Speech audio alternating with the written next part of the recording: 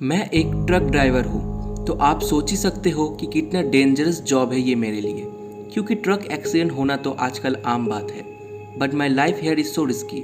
मुझे कई घंटे तक ट्रक चलाने का एक्सपीरियंस है, यहाँ तक कि मैं रात को बिना झक्की लगाए ड्राइव कर सकता हूँ। पर जो किस्सा आज मैं आपको सुनाने जा रहा हूँ वो मेरे साथ कई हफ्ते पहले हुआ था, जिसे सोचकर आज भी मेरे रोंगटे खड़े हो जाते हैं।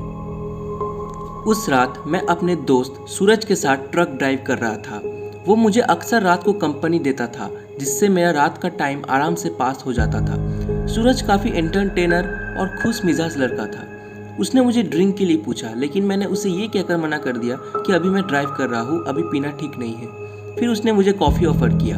मुझे ये आइडिया सही लगा, तो हमने अगले स्टॉपेज पर कॉफ़ी पीने की सोची। तभी उसने मुझे बाहर देखने को कहा। मैंने देखा बाहर कई पुलिसों की गाड़ी ओवरटेक कर रही थी, शायद किसी क्रिमिनल की तलाश में या जेल से कोई भाग गया हो उसे पकड़ने। तभी मेरे दोस्त ने पेड़ के झाड़ियों के बीच गाड़ी रोकने को कहा। रीज़न पूछने पर उसने बताया कि उसको अपनी टंकी हल्का करना है, क्योंकि उसने इतना बियर पी लिया था कि उसका टंकी अब फुल हो चुका था। तो मैंने उसका बात मानते हुए साइड में झाड़ियों के बीच गाड़ी को रोका। सूरज झाड़ियों की तरफ जाने लगा। तभी मैंने स्ट्रेंज चीज़ नोटिस किया कि वो टंकी हल्का करने की वजह पेड़ों को गिन रहा था। मैंने जब उससे पूछा कि तू आखिर क्या करने की कोशिश कर रहा है, तो उसने बताया कि वो कौन से पेड़ के पास अपने टंकी हल्का करेगा ये सिलेक्ट नहीं कर पा रहा है, और मुझे घूरना बंद कर और मुझे अपना काम करने दे। उसकी ये बातें कुछ हजम नहीं हुई, तो मैं ट्रक के दूसरे साइड में चला गया। कुछ मिनट बीतने के बाद जब वो वापस नहीं आया तो मुझे चिंता होने लगा। मैंने आवाज़ भी लगाया, पर वहाँ से कोई जवाब नहीं आया। मुझे उस वक्त कई अजीब ख्याल आ रहे थे, पर मैंने सोचा शायद ज़्यादा ड्रिंक की वजह से गिर गया होगा और उसे मेरी मदद की ज़रूरत है। मैंने अपना टॉर्च लाइट लिया और झाड़ियों के अंदर जाने लगा। ज़्यादा अंदर जाने से वो एक जंगल लग रहा था। मैंने फिर अपने दोस्त को आवाज़ लगाई, पर कोई जवाब नहीं आया। तभी मैंने अपने लेफ्ट साइड से किसी को बोलते हुए सुना।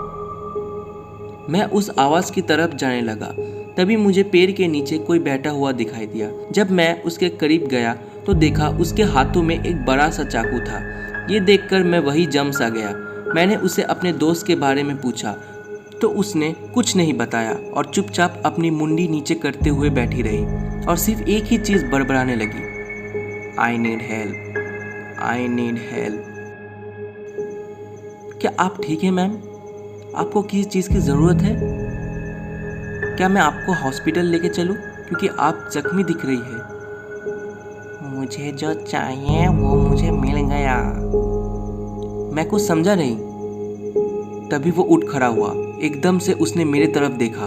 उसका बाल बिखरा हुआ था, आंखों की चारों ओर दाग पड़ गया था। उसका फेस पूरी तरह सूख चुका था, होठ कटा हुआ था और अजीब तरीके से हंस रहा था।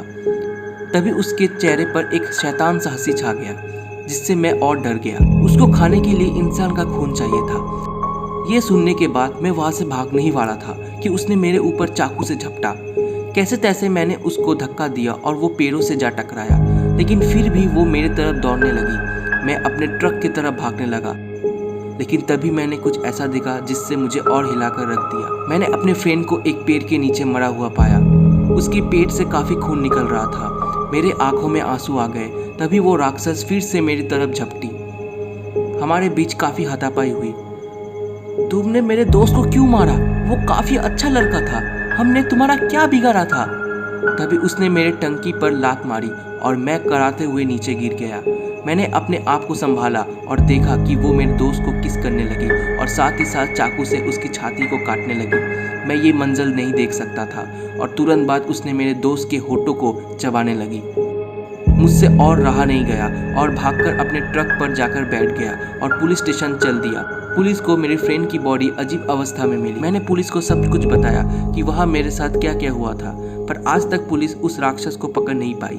पुलिस से पता चला कि वो एक साइको है जो जेल से भाग गया था और वो ट्रक के अंदर छुप जाया करता था और ट्रक ड्राइवर का शिकार करता था। वो आज भी आज़ाद घूम रहा है और पता नहीं अब वो कहाँ हो।